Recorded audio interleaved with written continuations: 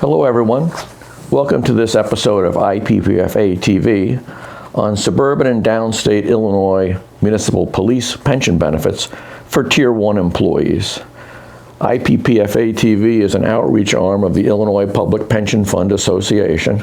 We're an organization that supports the operation of the individual municipal police and fire pension funds throughout the state. My name is Dan Ryan. I'm a project coordinator here at IPPFA TV. I'm retired out of careers in municipal finance and union benefit management. I'm also a long-term trustee at the Skokie Police Pension Fund. We mentioned Tier 1. We have two tiers in the operation of the police pension system, all pension systems in Illinois now. An individual in police service, Article 3 police service, prior to January 1, 2011, is in Tier 1, and that's the group that we're speaking to today. So let's get right to it. We'll throw up slide number 1. What is a pension? A pension is a fixed monthly payment that replaces the income that you lose due to age, disability, or death. All right.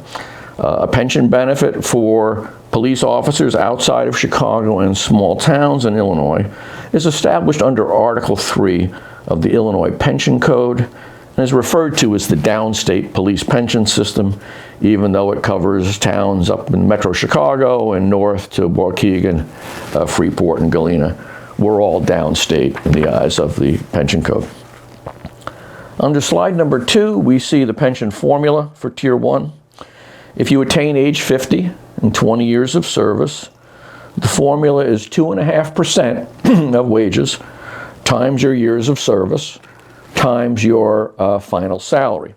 And a final salary for Tier 1 is the salary attached to rank at the time of retirement, essentially your final pay. And there's a maximum at 30 years of 75% of pay. I have two examples. The first individual had 30 years of service and a final salary of $90,000. That equates to a pension of $5,625, which is 75% of the salary of $7,500 a month. In example number 2, that individual had 26 years of service times his salary results in a pension of $4,875 a month. There is a pension available for individuals who have less than 20 years. If you do not attain 20 years of service, but have at least 8 years of service, the same formula is used, 2.5% times the years of service, but the pension benefit is payable at age 60. For example, if you had 15 years of service and left before age 60, the pension would be 37.5% of your pension. So if you leave law enforcement with less than 20 years in Tier 1 status, you might want to consider leaving contributions on deposit at the pension fund and then drawing a pension at age 60. We move now with slide number 3 to increases in service pension. If you retire before age 55, at age 55, the pensioner can receive a 3% increase for each year that the retiree has been in receipt of pension, and then an additional 3%, meaning compounded, each January 1st thereafter. If you retired on or after age 55, the 3% pension is paid after 1 year of retirement, and then each January 1st compounded thereafter. The police pension system also has disability benefits. For a non-duty related condition, the disability benefit is 50% of salary. For a duty-related condition, benefits are 65% of salary, or the pension that was earned by virtue of years of service, such as 70% for 28 years of service, if that would be higher than the 65% statutory amount. Please note that in the Police Pension Code, for duty-related pensions, the active duty that disables the individual must be something that is unique to law enforcement. Risks that the general public is exposed to do not equate to acts of police duty. Note also that police pension boards have a statutory process that they must follow in reviewing a disability application. These processes, unfortunately, take some amount of time. We move on now to slide number 5, payments to survivors. The pension system provides also for payments to survivors of active or retired police officers. A surviving spouse of an active police officer who dies in the line of duty is entitled to 100% of pay. A spouse surviving a service or a disability retiree continues to receive the monthly benefit being paid to that individual. And a spouse surviving an active police officer who dies not in the line of duty and has 8 years of service or more receives the pension that the officer was entitled to, or 50% of pay, whichever is higher. As far as who's eligible to receive a spousal pension, a surviving spouse pension, a surviving spouse is eligible, gender is irrelevant. For police retirees, you must have been married at the time of retirement for a surviving spouse to be eligible, or a surviving spouse who marries a retired police officer after his date of separation from service may potentially receive a surviving spouse benefit. The marriage must have lasted more than at least 5 years, and the surviving spouse must be 62 years or older. And then once the individual who meets those qualifications goes into payment status, the duration of the pension benefit is limited to 15 years. If you find yourself in this situation, check with your local pension board for more information. If there is no surviving spouse, naturally or legally adopted children up to age 18, handicapped children of any age, or even dependent parents may substitute for a surviving spouse. The surviving spouse pension under Tier 1 does not provide for an annual increase. There are no annual increases once a surviving spouse goes into payment status. However, the state has in the past, from time to time, set a minimum amount of pension, and when a minimum amount of pension is increased, that sometimes increases the surviving spouse payment for many surviving spouses. We turn now to slide number 6 to discuss employee contributions. Police officers pay 9.91% of pensionable salary to the fund each payday. Those contributions are also often tax exempt under a provision that is known as employer pickup. This is not really a payment by the employer, but it's an allowable tax saving mechanism. These contributions are refundable or can be rolled over into an IRA for employees who separate with less than 20 years of service. A personal note, contributions help fund the system. They are an important part of the total pension financing plan. Sometimes you'll read comments from pension think tanks or individuals who are not favorably disposed towards public pensions, that the public employee hardly pays any of his own or her own pension. They only pay 5%. They get their money back in a year and a half. Not true. 9.91% is a sizable contribution out of your paycheck.